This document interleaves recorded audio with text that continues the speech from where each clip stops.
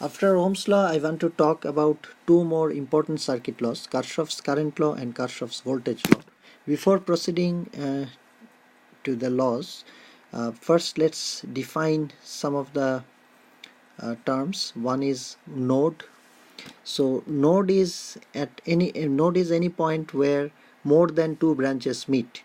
So we can see here this is just a circuit and we have voltage sources and resistances only here. So R1, this A and B, so R1 is a branch, A and B is a branch, so that's a branch AB. Similarly, branch BC, which consists of the resistance R3, and branch BD, which consists of resistance R2. Similarly, branch AC will consists only the voltage source, which is E1. It could have two more elements in a branch, like DCD, that has R4 and E2. They are in series. So node is where more than two branches meet. So this is a node, B is a node. So Kirchhoff's current law says that algebraic sum of currents entering into a node will always be 0. When we say algebraic sums, that means current entering is positive or negative, and leaving is negative or positive, as one of them is positive, the other one is negative. So algebraic sum of current entering into a node will always be 0. So in this case we can say this is current I AB maybe, and then this is IBD, let's say it goes that way, and then this is IBC. So algebraic sum is 0, that means IAB is entering, then IBD is leaving, so that is negative IBD, and IBC is also leaving, so that will be 0. This is a pretty much common sense. It comes from the conservation of charge, the requirement of conservation of charge. So whatever amount of charge is coming here has to be split here and here. So from that we know that charge passing through a cross section per unit time is current.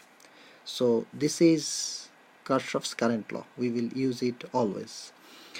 Now I will move to Kirchhoff's voltage law, which is again I will draw the circuit again because that one became a bit clumsy.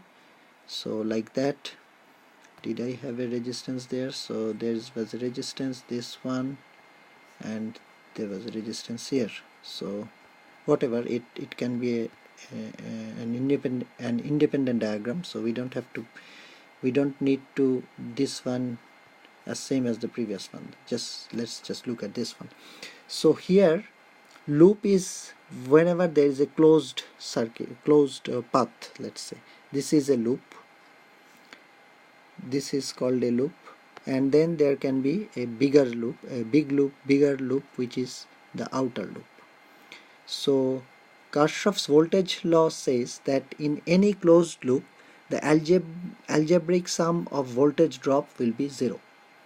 When we say algebraic sum of voltage drop, that means if voltage drop is positive, voltage rise will be negative, and we will have to always identify what is drop and what is rise. So let's say we are going from in this direction, from here to in the anti-clockwise direction, counterclockwise direction. So when we encounter this one, this is a rise, and if current flows in that direction, this is a drop, this is a drop, this is a drop.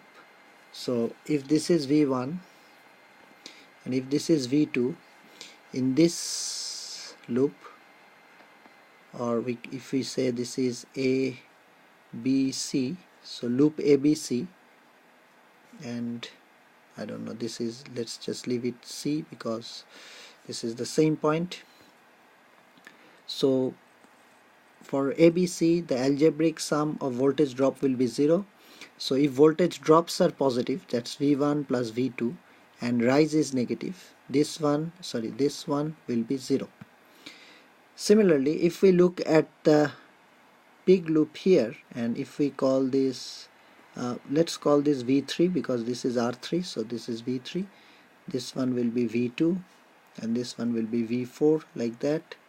Let's say the current drops are in that direction, though this is a voltage source rises here, but we are saying that the current drop is in this direction. So we haven't given any value, but we are just assuming that E1 is bigger than E2, and as a result the current is flowing in this direction. So for the bigger loop, from here E1 is a rise, so that's a negative. Then we have V1 then as a positive, then we will have V2 as a positive, then we will have E2, which will also be a drop because we are going in the counterclockwise direction. So we are going this way, E2 is also a drop. Then we will have V4, which is this one, and will be 0. Total will be 0. So algebraic sum. So when we are traveling, if we encounter a rise, that's a negative, and if we encounter a drop, that's a positive. That's how we that's how we write the Kirchhoff's voltage law for any circuit. We could also say the rise to be positive and drops to be negative, doesn't matter. Sometimes what we do, we write the rises in one side and drops in the other side. So maybe in the left hand side all the drops and in the right hand side all the rises. So it doesn't matter, but basically we have to be consistent. We have to remember that we have to be consistent. So this Kirchhoff's current law and Kirchhoff's voltage law, these two are crucial and we will always be needing it. So this is just a small introduction, and when we will be doing more problems, they will become more apparent to us.